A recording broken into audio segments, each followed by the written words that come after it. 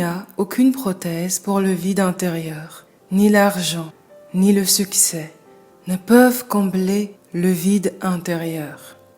La voie de la guérison la plus simple, la plus naturelle et durable est de prendre le temps de reconnaître ce vide intérieur, de converser avec soi-même et de faire marche arrière. Le vide intérieur est peut-être le sentier par lequel vous devez passer pour devenir qui vous êtes vraiment et changer le monde qui vous inspire le plus. Parce que le vide intérieur est aussi un appel intérieur. Bonjour à vous qui m'écoutez aujourd'hui. Bienvenue sur mon podcast. Je suis Anne Goagbe, Education Futurist. Je me souviens encore comment j'ai ressenti l'appel intérieur.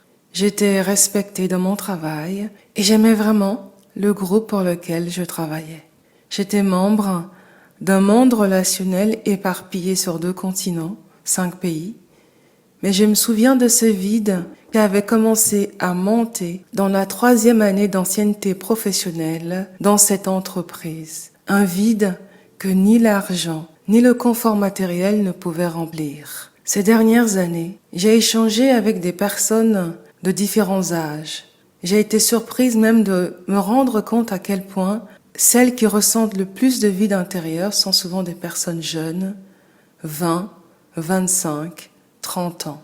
En apparence, toutes ces personnes que j'ai rencontrées avaient plein de projets, des études ou un travail en cours, mais chaque personne se sentait perdue.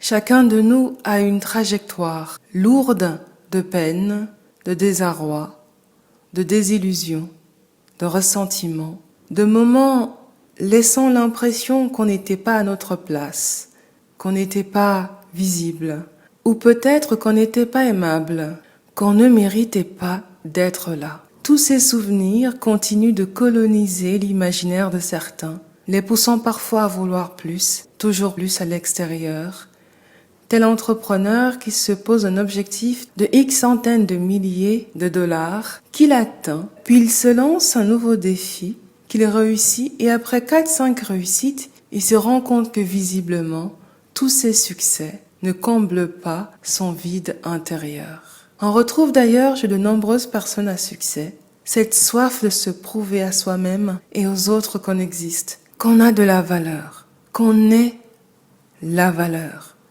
Mais ça ne comble toujours pas le vide intérieur. Pourquoi ? Parce que le vide intérieur ne se comble pas. Le vide intérieur se déconstruit, souvenir après souvenir. Le vide intérieur exige un espace et un temps. Le vide intérieur désire avant tout s'emparer du corps pour nous permettre de vivre ce qu'on n'a pas pu ressentir et vivre jusqu'alors. Non pas ressentir à partir de qui nous sommes aujourd'hui, mais ressentir à partir de qui nous avons été dans ces différents passés. Ce que cette jeune version de nous avait réellement ressenti, éprouvé, vécu. Parce que nous sommes des dizaines, voire des centaines de versions dans un seul corps physique. Chaque version de soi qui a été blessée va demander de l'attention, une attention cachée derrière le manque, le déséquilibre ou la disharmonie d'un trait développemental. Et il est difficile, voire périlleux, d'avancer avec autant de bagages. Même les compagnies aériennes posent des limites en termes de bagages et de poids maximum. Autrement dit, celui qui ne s'occupe pas de son vide intérieur fera tôt ou tard de ce vide intérieur personnel une affaire collective. Il demandera sans le dire aux autres de le combler, à son conjoint, à ses enfants, à ses amis ou même à ses collègues. Il ne sera pleinement dans aucune relation puisqu'il peine à se relier lui-même, se coupant de plus en plus de ses émotions, ne voulant pas les ressentir, les exprimer. Pour enfin les expulser du corps, il imposera à ce dernier, là encore sans le dire, de prendre des mesures de secours, jusqu'à ce que le processus de la vie décide d'agir différemment et sans permission. On ne traverse pas le vide intérieur. On se fait humble devant le vide intérieur. On l'écoute avec notre corps, avec notre cœur, avec notre âme, avec compassion, avec vulnérabilité, avec lâcher prise, parce que le vide intérieur ne nous veut aucun mal.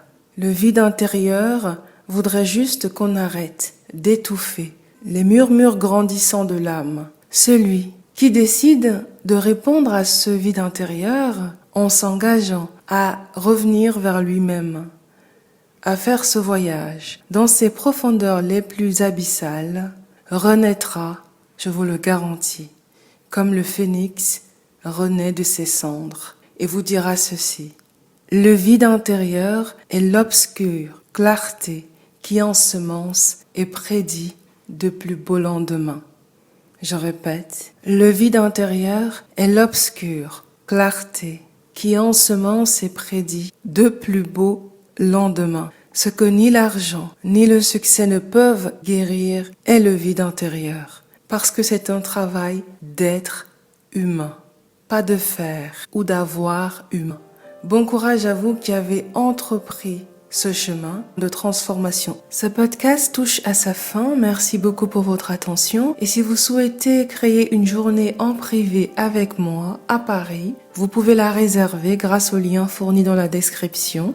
Belle suite de journée et à bientôt.